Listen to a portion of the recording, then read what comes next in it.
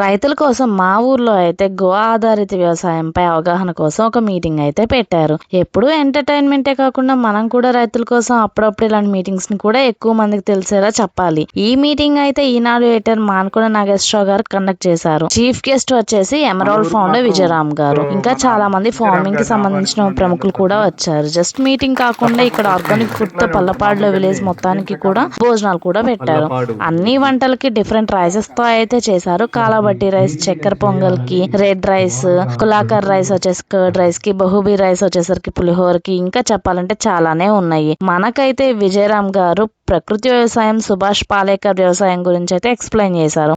దాని కింద అంతర పంటల కింద జామ పెట్టారు, దాని కింద శనగ ఉంది. మీటింగ్ రోజు మార్నింగ్ అయితే విజయరామ్ గారు మా ఇంటికి అయితే వచ్చారు. పక్కన తోటలో వెజిటేబుల్స్ అండ్ ఫ్రూట్స్ ని కూడా చూసి మందులేమీ యూజ్ చేయకుండా బాగా పండిస్తున్నారని మీటింగ్ లో మా తాతయ్య గారికి కూడా సన్మానించారు. నేను కూడా ఇవాళ కొన్ని మంచి మంచి విషయాలు అయితే తెలుసుకున్నాను ఆర్గానిక్ ఫార్మింగ్ గురించి.